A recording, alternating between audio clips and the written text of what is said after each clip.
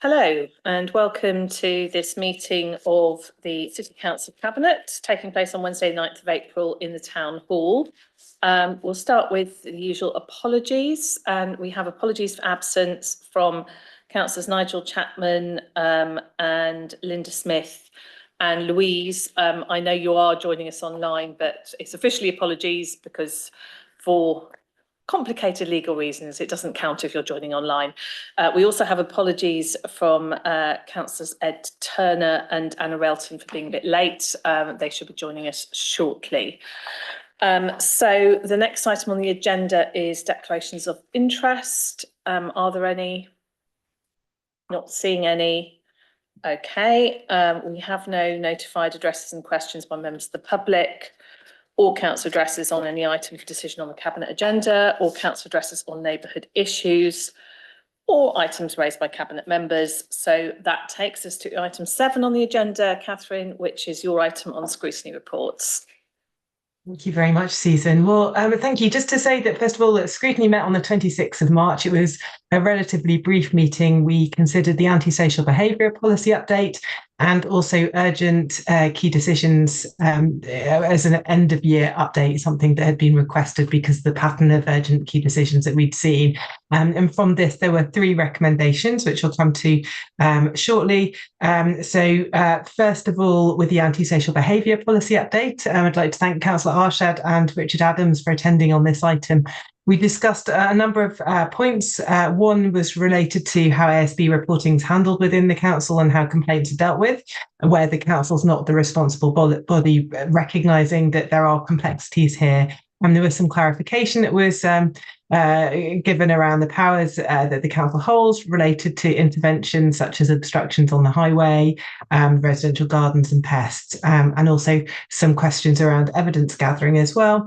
The recommendations that came up related to incorporating a reference to Safe by Design into the ASB policy update for consultation. And this related to the fact that quite often there are, can be public spaces that are hotspots for antisocial behaviour, and that perhaps designing out these problems could be a way to address that. And then there was also a recommendation on exploring measures to tackle inconsiderate parking.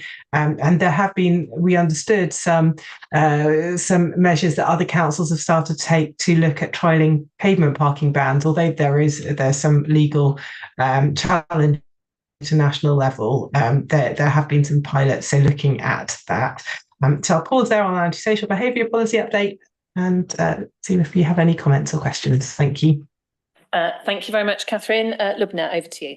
Thank you very much, Catherine. Really appreciate that. We welcome the recommendations to include the principles of Safe by Design, as you've mentioned, in the ASB policy, and ensuring that public spaces are planned and redesigned with crime prevention in mind, and it is a key priority.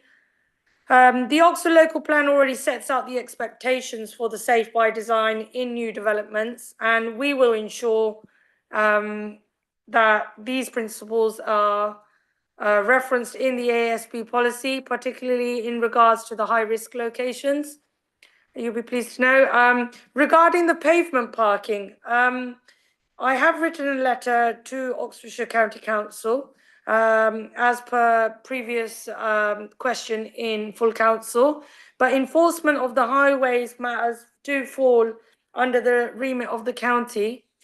Pavement parking doesn't currently meet the formal definition of ASB through.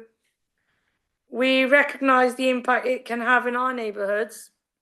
So we will continue to engage with County Council, Thames Valley Police and other partners where this issue will likely to persist, and we're committed to working together to address these concerns. I hope that you find that helpful.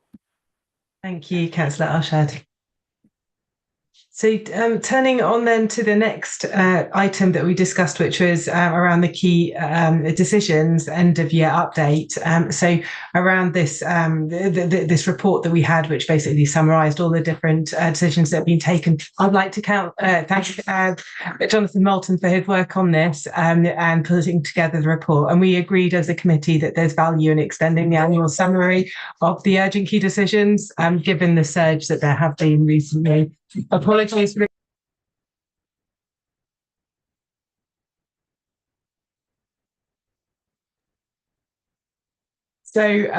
that's I think relates to there was a recommendation that continued. I don't know whether you want to take up anything on that, Councillor Brown, and then I'll just summarise the panels as well. Thank you, Catherine, and sympathies for the little interruption. I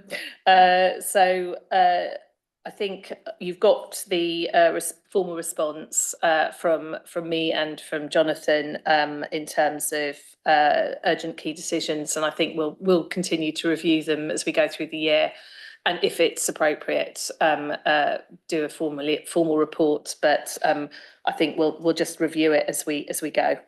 Is my response essentially in a nutshell. So thank you very much for the work on this, though.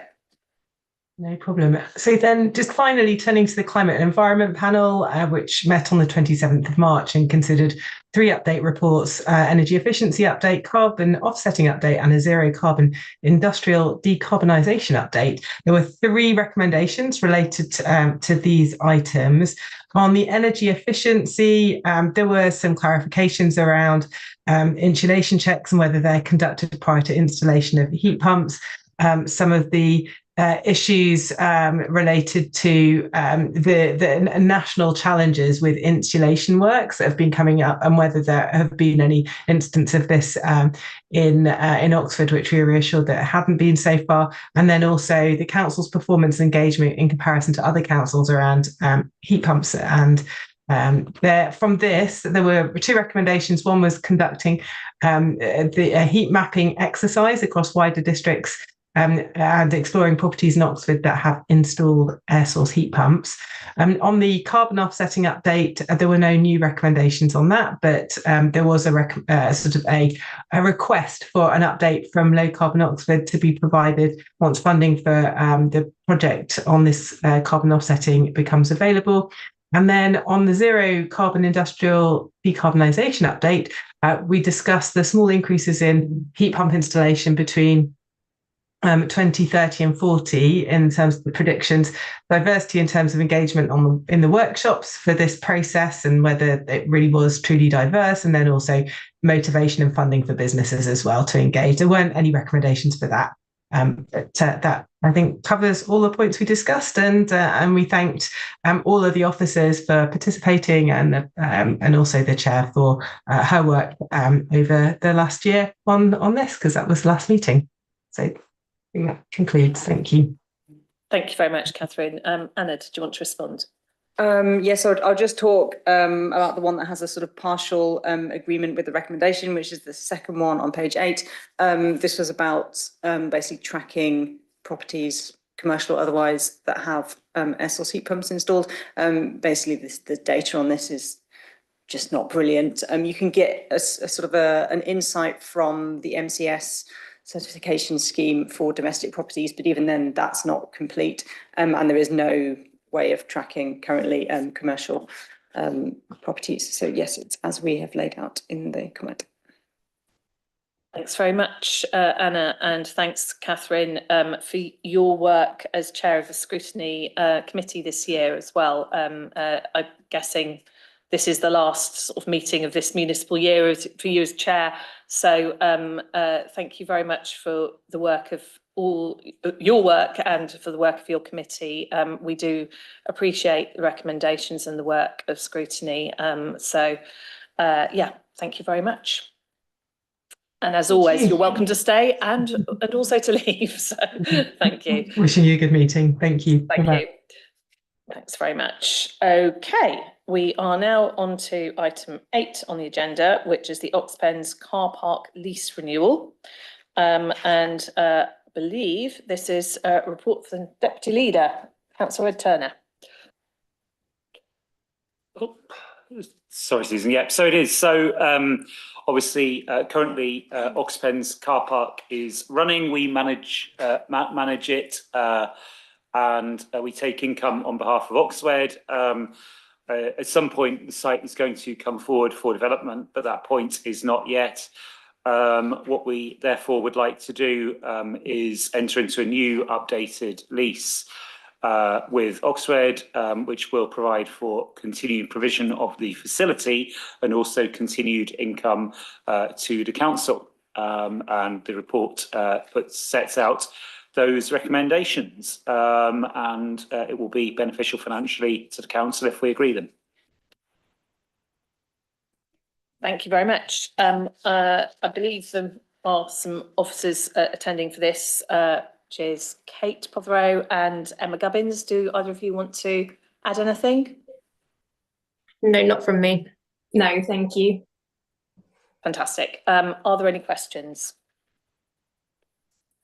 I'm not seeing any. It's a very straightforward report. So can we just move to the recommendations and agree to delegate the authority to sort out the final terms and enter into the lease and approve the entering into the new lease? Everyone happy to agree that? Yes. Thank you very much. That was unanimous. Great. Thank you very much for that item.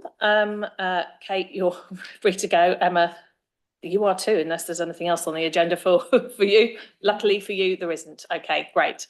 So thank you very much. Littlemore Neighbourhood Plan is the next item on the agenda. Louise, are you happy to present from afar?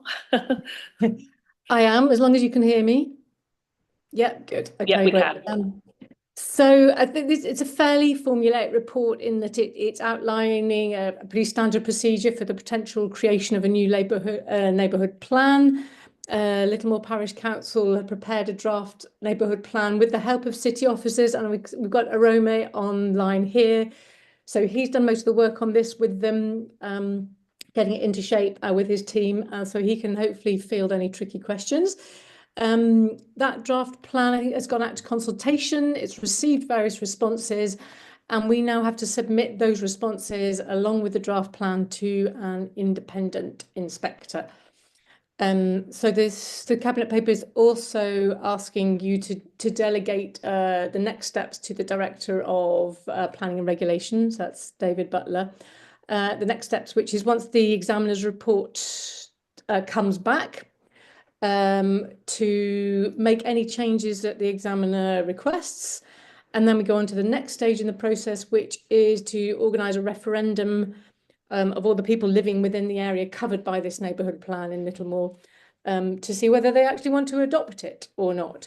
So this is a fairly straightforward, I think, process, and that all the necessary steps have been gone through and completed. Our marvellous planning policy team making sure everything that has been done has been done, and we just need to hear that everybody is happy on Cabinet for us to proceed with it. So unless Romy may have something to add to that. Thank you. No, that's pretty much everything. So nothing more for me to add. Thank you very much, Romy and Louise. Questions or comments? I'm not seeing any. And in a sense, there's not really a lot we can say or do on this other than to recommend to take the recommendations that are in front of us, which are to proceed with the neighbourhood plan process by submitting the consultation responses and the draft plan for independent examination, delegating any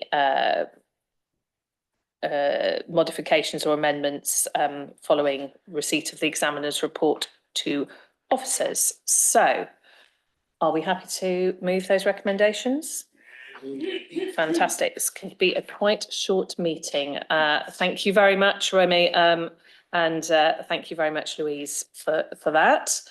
The next item on the agenda is the updates to the annual flag flying arrangements, and I'll be quite sad we spend a lot of time on this one. There are a few changes to the agreed list. In fact, I'm still trying to find the right page on my agenda, so give me 1 second while I get to it. It's 167 of mine. Well, look, there are the lovely pictures in this report, which I hadn't fully appreciated in the version I signed off. Yeah,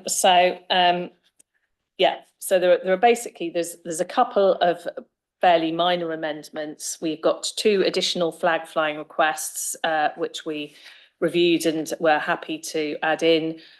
One is to fly the Windrush flag annually on the 22nd of June to mark Windrush Day, and the Black History Month flag to be flown throughout October to mark Black History Month. Somehow those 2 hadn't been included on our original list. We're very happy to make that change. And that's pretty much it. So is everyone happy to adopt those changes? Yes. I think everyone's quite distracted by the pictures of flags. So thank you very much, everybody. I'm just going to take a vote on that. So everyone happy? Thank you. Thank you very much. That's great. We are then on to item 11 on the agenda, which is the recruitment agency procurement and delegation to award contracts, which I think is Nigel Chapman's report. He is not here, so he has asked me to formally move the report. But Nigel, Natasha is here to take the report, and Melissa. So Melissa and Natasha, would you like to speak to the report? I can give a high-level overview. Hi, everyone. So we're looking first of all for approval to re-procure for our recruitment agencies.